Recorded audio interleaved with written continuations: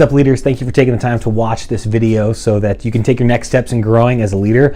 We are headed into a really exciting time in the life of our campus. Just to give you a little bit of background, as a church, we've been operating a very centralized role, which means that the central staff provides the majority of the leadership and the thinking for all of what Grace does. And we are moving now to a more decentralized view where, as a campus, we're going to have a higher and higher ownership level for the ministries that we operate, run, and lead. And because of that, we've needed to do a number of different things to grow our ability to be leaders. And so we've been rolling out an initiative called Leader, L-E-A-D-E-R, and they each stand for different things. L stands for leadership development. What are we doing to not only develop our ministry, help our ministry take next steps, but identify and empower and equip people to go do ministry? It's a leadership development. E stands for empowerment, which is how are we giving ministry away? How are we not just doing the ministry ourselves, but finding ways to give the ministry away, to equip the saints, as it says in Ephesians, so that they can do ministry.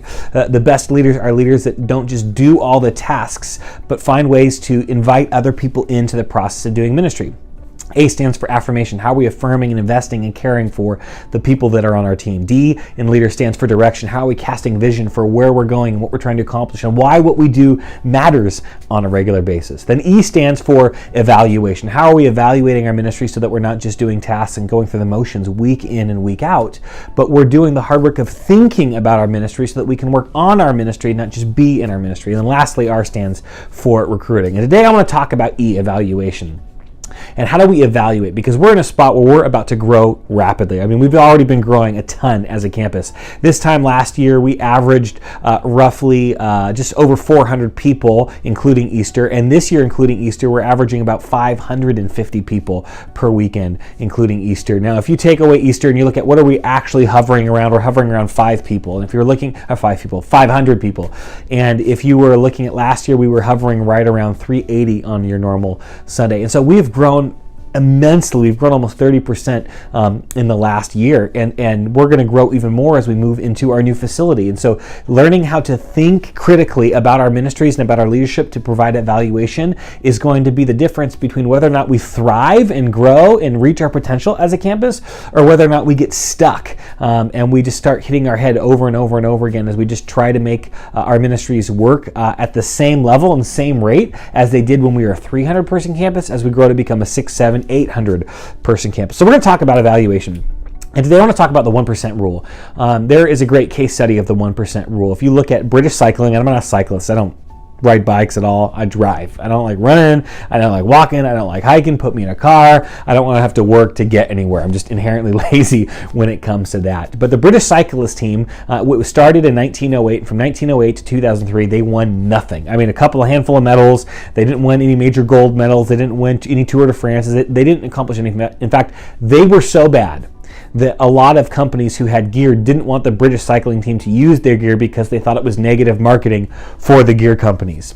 That all changed in 2004 when they got a new coach, and that new coach started instituting the 1% rule, where they looked for all these different 1% improvements, that whether it was the softer seats that were 1% softer, finding ways to make the bikes 1% lighter, finding ways to get the best bedding and pillowing that were 1% better, finding a 1% better a different disinfectant so that when they ate team meals they didn't get sick, 1% better way to travel, 1% better way to rest, all these different 1% improvements that over time, by just improving things by 1%, they saw massive changes over time. We understand this with the compound power of interest, but 1% over a long period of time makes a big difference. And you may be sitting in a spot where I can't think of the next big, bold, new thing that we need as a campus or in my ministry, and you don't have to. You just need to be the type of leader that can identify 1% improvements. Anybody can take a small 1% improvement, put it into action. Doing that over and over and over again over time can transform our campus and transform our ministry. So I did a little bit of math, and I want to kind of point this out. If you had a 1% improvement and you improved 1% every single day with compound interest, 1% improvement every day would be, at the end of 1 year, would be 3,700% better if you improved every day. Now, I realize you can't work on your ministry every single day. So improving by 1% is not realistic. But what we all could do in all of our ministries is improve our ministries 1% every week. We got 52 weeks in a year, so every Sunday we just try to find one simple way that we can grow by 1%. And if we did that,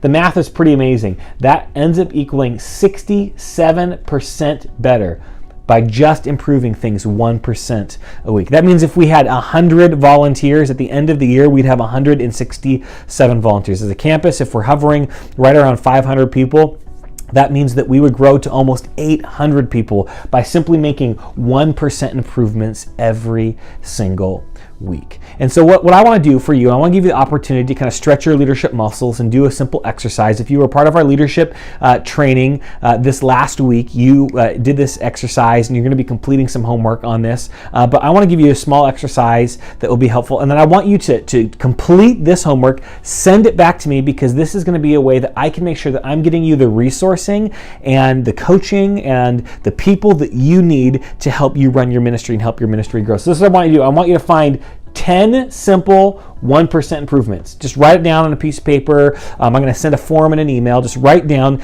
10 simple 1% improvements. They can be really small for your ministries. 10 simple 1% improvements. Now, write those out. After you do that, I want you to pick the 3 that you think are either the most easiest, the most effective, the simplest, the quickest changes.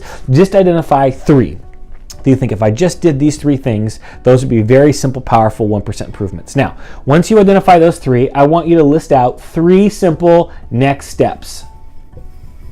What are 3 simple next steps that you need to take in order to put these into action? So here's an example. Let's say your 1% improvement is, hey, I want to help build my team, and so I'm going to institute a prayer team. I'm going to institute a prayer time every single Sunday with my volunteers.